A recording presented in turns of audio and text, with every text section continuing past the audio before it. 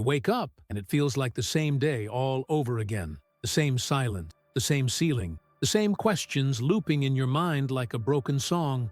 Why am I not moving? What happened to my drive, my purpose, my momentum? You try to brush it off, but the stillness lingers. You scroll, you pray, you work, you distract yourself. And yet, nothing. No sign, no breakthrough, no shift. Just pause. And that pause, it eats at you. Not because you're lazy, not because you're lost, but because deep down, you used to move. You used to feel things. There was clarity once, direction, fire. But now it's like walking through fog with no horizon in sight. And it's terrifying because you think, maybe I've stopped growing. Maybe I've messed it all up. Maybe this is punishment. Maybe I'm being forgotten. But what if the silence is not absent, but surgery? What if this standstill that's driving you mad is actually saving your life? See, there are moments in life when everything on the outside looks stuck, but something seismic is happening within. The people around you can't see. Sometimes, even you can't see it. But deep under the surface, tectonic plates are shifting. Invisible truths are rising. And the systems, patterns, and masks you've unconsciously worn for years are being peeled away. You're not stuck. You're being stripped, not of purpose, but of the version of you that confused busyness with alignment. Not of ambition, but of the addiction to applause, to being seen, to proving yourself again and again until you couldn't even hear your own soul scream, "This is not who I am." And that scream, that ache, that void you feel now, it's sacred. It means the layers that never belonged to you are finally cracking. The titles, the expectation, the borrowed dreams, you're no longer able to wear them without pain. And that pain, that pause, that unbearable sense of spiritual suffocation isn't a block, it's a birth canal. But we're not taught to see it that way. We're taught that if you're not moving, you're failing. That stillness is stagnation. That pause is punishment. That rest is weakness. So when the soul finally says enough, when it slams the brakes on the life you were sprinting through unconsciously, we panic. We look for the nearest fix, the next distraction, the fastest way to feel normal again. But that version of normal was the cage, and the pause, that's the jailbreak. Do you know how many people stay trapped in lives that look functional but feel like spiritual prisons, simply because they confuse movement with meaning? We're so desperate to keep going that we forget to ask, where are we going? And more importantly, why? Sometimes the most powerful movement your spirit can make is to stop, because until you stop, you can't see. You can't see the patterns that were draining you. You can't hear the lies you were building your worth on. You can't feel the grief you buried beneath your to-do list. But when everything slows, all of that comes up. And suddenly, the problem isn't that your life is stuck. It's that your truth is finally getting loud enough to be heard. That's why this season feels unbearable. Because you're not just losing momentum.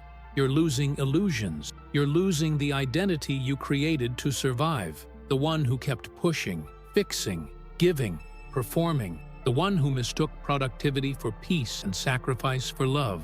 The one who was so afraid of being still because stillness meant facing what you didn't want to admit.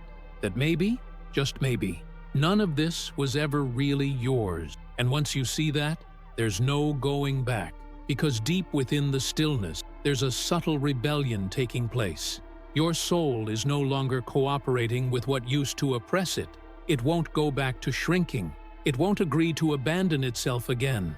It won't settle for a life that looks good on the outside, but feels like slow death on the inside. And so you pause, you sit, you ache, you stop trying to make it all make sense. And in that quiet, something wild and ancient and real begins to awaken in you. Not a new plan, not a 5-step formula, but a presence, a knowing, a fierce clarity that whispers, I'm not lost, I'm shedding. Because maybe the reason nothing's moving out there is because everything is moving in here. Maybe the silence isn't a void, it's a voice that doesn't scream, a voice that doesn't sell, a voice that simply says, it's time to drop the costume, time to step off the stage, time to break the contract you signed with survival. Time to stop calling burnout bravery. And in that sacred interruption, you begin to realize this isn't the end. This is a revolution happening in slow motion. The world will call it a crisis. You will learn to call it a cleansing, because the you that's emerging on the other side of this pause will be so grounded, so clear, so aligned with truth that nothing false will survive in your atmosphere again. You may not realize it yet, but something inside you has already made a decision. Not the kind of decision you speak out loud. It's quieter than that, deeper, more permanent. A refusal born from exhaustion, from clarity, from having tasted what it means to betray yourself and never wanting to go back.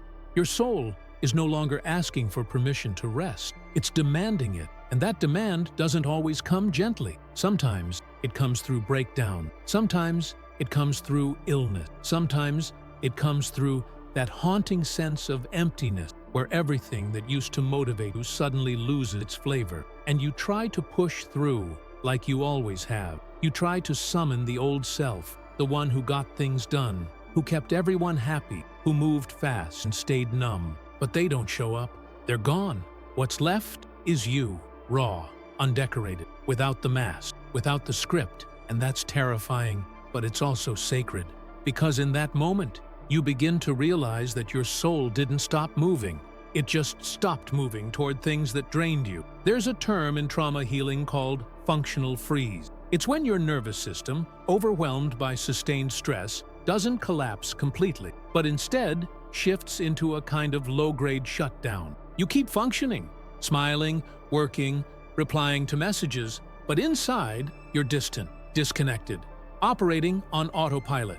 This is not laziness. This is not lack of drive. This is survival. And for many people, this is the default. But at some point, the soul says, I'm done surviving like this, so it unplugs you. And from the outside, it might look like you're failing, like you've lost your spark. But what's really happening is far more powerful. Your system is detoxing from a life built on external validation. It's clearing the static, reclaiming space, making room for truth. Have you noticed how sensitive you've become lately? How loud certain environments feel? How draining some conversations are? How hard it is to force a smile when you don't mean it? That's not weakness. That's awakening. That's your nervous system recalibrating. Your body is no longer willing to fake it. Your emotions are no longer willing to stay buried.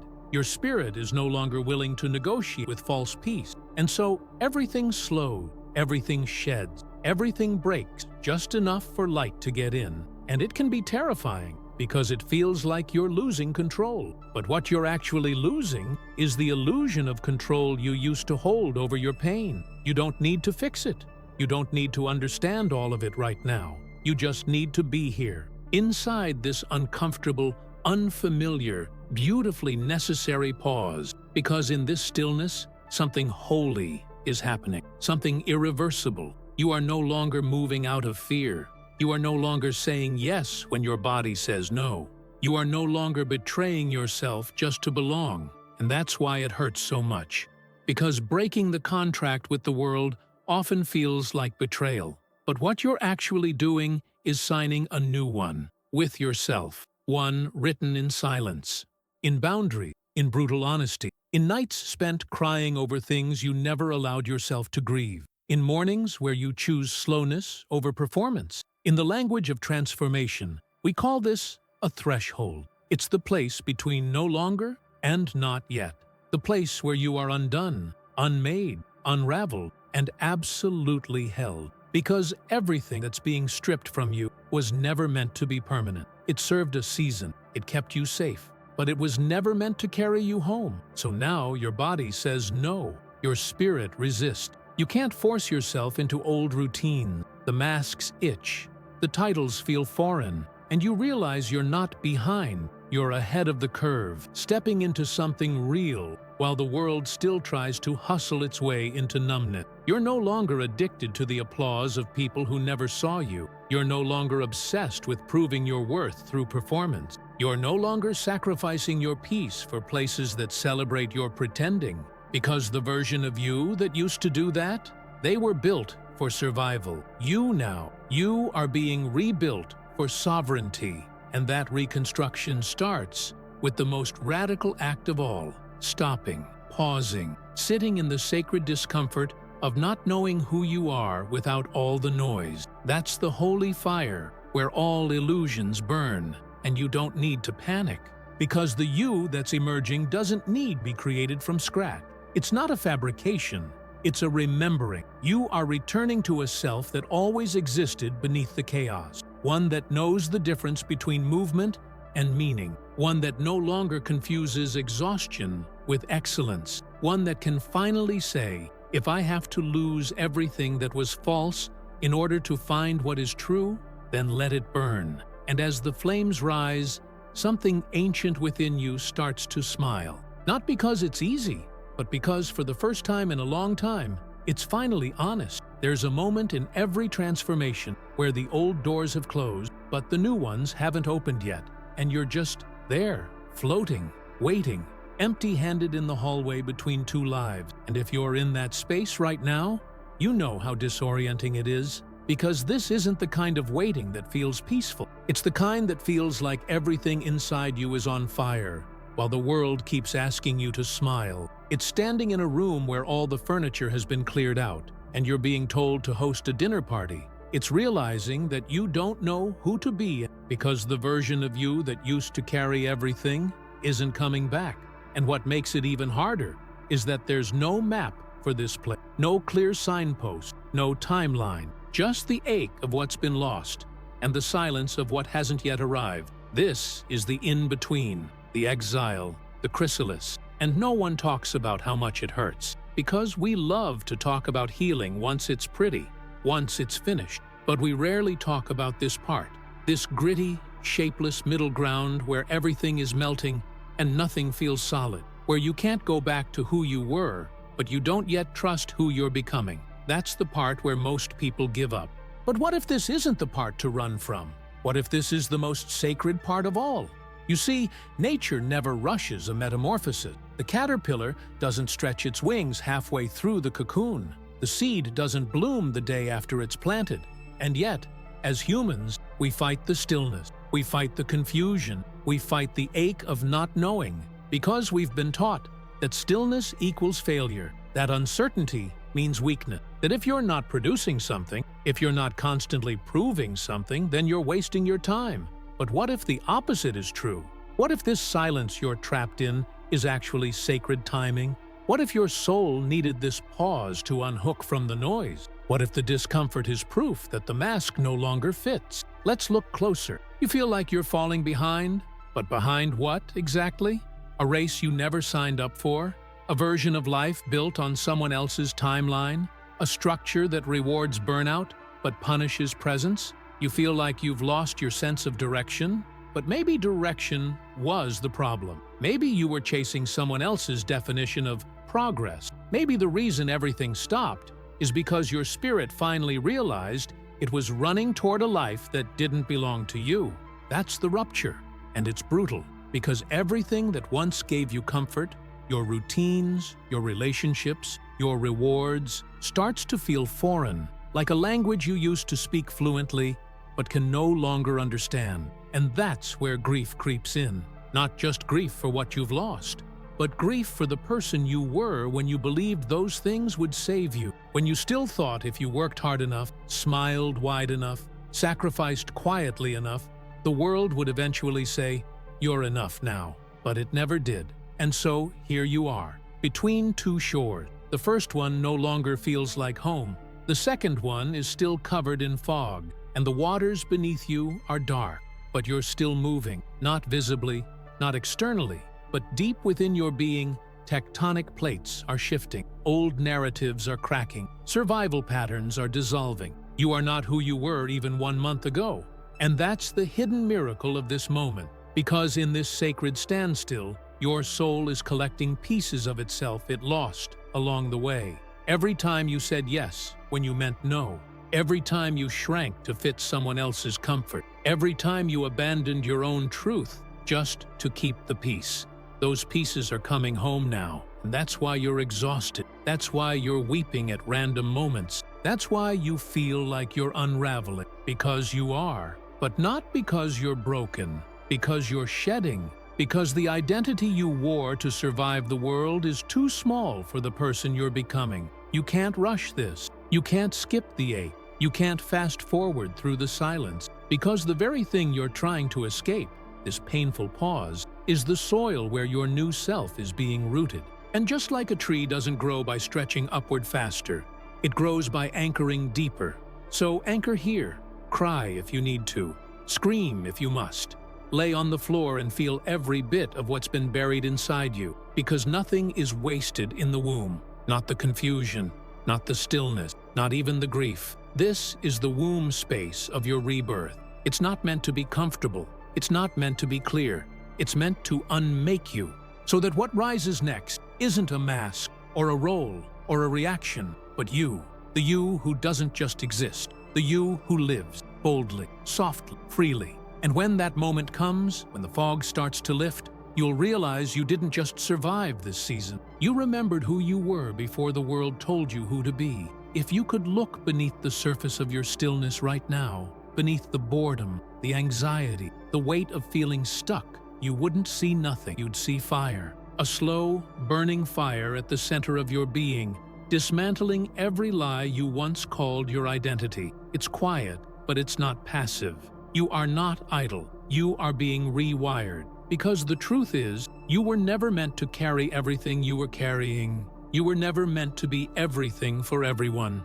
Somewhere along the way, you picked up roles to earn love, masks to stay safe, scripts to avoid conflict.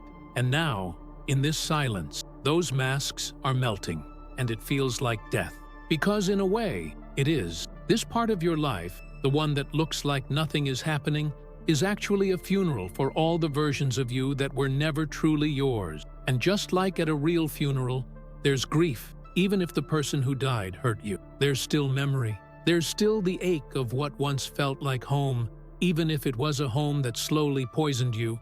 But what's dying isn't you. What's dying is the false scaffolding that held you up when you didn't know there was another way to stand. What's dying is the voice in your head that only spoke when it wanted to criticize you, the pattern that said you must overgive to be loved, the reflex that told you to shrink every time you felt joy. And if this sounds dramatic, because it is, but no one sees it, no one applauds this moment. No one celebrates your decision to pull away from everything toxic when you have nothing new to replace it with yet. That's why this kind of transformation feels so lonely. Because when you're breaking invisible cycles, there are no witnesses, but your soul knows. It knows what it took for you to say, I can't keep living this way. It knows the nights you cried alone, not because of heartbreak, but because of soul break. It knows that every morning you wake up in this pause, you're choosing not to betray yourself, even though no one else would notice if you did.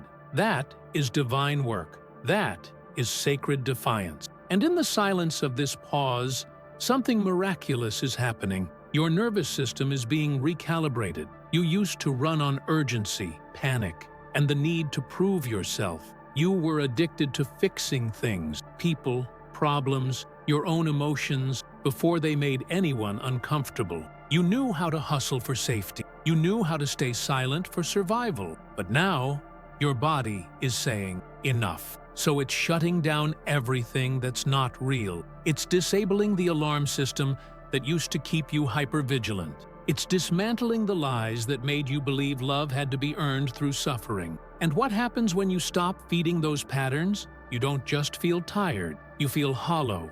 That's because you were fueling an entire personality from a place of depletion. You were giving energy to roles you didn't choose. You were staying connected to people and environments that demanded your light but never nourished it. And now that you've unplugged, you're seeing just how much of your identity wasn't really yours. And here's the uncomfortable truth. You have no idea who you are when you're not performing. But this isn't a crisis. It's a clearing. It's the holy undoing of false foundations. And yes, it's terrifying because it feels like walking into the forest without a flashlight. But you were never meant to find the path outside of you. The real path was buried under the noise, and now you're learning to hear it again. You're not just reprogramming your beliefs. You're rebuilding your entire energetic field. Think about that. If someone asked you right now, What energizes you? Would you have an answer? Or are you so used to exhaustion that you've forgotten what alignment feels like? This is where the shift begins, not in a rush of external success, not in a sudden breakthrough, but in the slow return of your inner compass, the subtle whispers of yes and no that used to be drowned out by obligation and fear. Your job now isn't to figure everything out. Your job is to stop betraying the signals, to stop saying yes when your body says no, to stop pretending to be fine when your soul is aching for change, to stop trying to carry people who never asked to be saved. This moment is the rehearsal space for your rebirth. Everything you're letting go of right now, every task, person, habit, and pattern that no longer fits, is making space for something that does. And when the time comes, you'll recognize it. Not because it looks glamorous, but because it won't require you to abandon yourself to keep it. It will feel like oxygen instead of obligation. And maybe, just maybe, this time you won't shrink to make anyone else comfortable, because you'll finally know that your energy was never the problem. It was just misused, misplaced, given away to things that never deserved it. But now that you're reclaiming it, the world is about to meet a version of you that no longer performs but radiates. You've been taught that power comes with noise, loud declarations, bold moves, visible victories. But some of the most profound shifts in your life happened when no one was watching. No spotlight, no applause, just you, deciding that you could no longer lie to yourself. That's the real revolution. Not the part others can see, but the invisible rupture within. The one that whispered, "This ends with me." There's a strange grief that comes with becoming someone new. It doesn't look like sadness, not at first. It looks like distance, silence, confusion, a blurry identity in the mirror. You start to wonder if you're broken, if you've lost your spark, your drive, your edge. But what you're really losing is the attachment to everything that was built on self-abandonment. You're not becoming less, you're becoming cleaner, more honest, more aligned. And that kind of change will always feel like death to the part of you that survived by faking it. Maybe you used to think the goal was to get everything back on track, but now you realize the track itself was never yours. You were born into systems that told you what success should look like, what love should require, what roles you needed to play to be seen as worthy. But now, you're no longer trying to fit back into a life that kept you disconnected from your essence. You're no longer asking, "How do I go back?" You're asking, "What wants to emerge through me now?" That shift changes everything. You stop seeing your stillness as laziness. You stop interpreting your emotional exhaustion as failure. You stop shaming yourself for not wanting what you used to chase. Because deep down, you know now, your soul hit the brakes. And not because you were off course, but because you were headed toward a future that required you to keep abandoning yourself. So now, you're standing still. And for the first time, you're listening.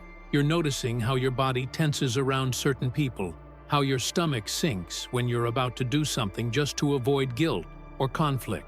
You're paying attention to your subtle no's, the ones you used to override with fake smiles and nods. You're learning to honor the part of you that whispers, "This isn't right," even when you can't logically explain why. This is the recalibration, the sacred reprogramming. And here's the truth, most people won't tell you. This process will cost you things. You will lose connections that were only glued together by your silence. You will lose opportunities that only existed because you were willing to betray yourself. You will lose comfort, familiarity, even some dreams you once clung to like lifeboat. But what you gain is worth everything you bury. You gain self-trust, the kind that doesn't need external validation to feel real. You gain clarity, not all at once, but in pieces, just enough to keep going. You gain authority, not over others, but over your own energy, over where it goes and what gets to stay. Because now, you're not giving your energy away just to be liked. You're not spending your days performing a version of yourself that keeps the peace at the expense of your soul. You're not confusing busyness with purpose. You've slowed down long enough to ask the questions that matter. And in that space, you found you. Not the version of you who was shaped by trauma or pressure or scarcity, but the one who was buried underneath it all, the one who never needed to prove anything, the one who knew that stillness is not stagnation, it's sovereignty. And when you stop leaking energy into what's misaligned, something miraculous happens. Power starts to return to you. Not ego power, not performative power, but the kind that feels like breath, like grounded, like presence, like I don't have to chase anything anymore, because what's mine cannot miss me. That's when everything begins to shift, not because you forced it, not because you manifested it on a vision board, but because you stopped saying yes to what your body was screaming no to. You stopped choosing chaos and calling it passion. You stopped ignoring the ache that said, there's more. And now, you've made space for that more. See? So if you're still in the pause, still in the cocoon, still unsure of who you are on the other side of this silence, good. That means the work is working. That means the transformation is real. That means you're not pretending anymore. You're not here to rush back into a life that made you sick. You're here to rise into a life that fits your truth. And when you're ready to move again, you'll know. Because it won't feel like running. It will feel like remembering. Because the truth is, you were never lost. You were just hidden, protected, held in a sacred pause until the false things could fall away. And now that they have, your real power isn't just returning, it's reclaiming you. Let it.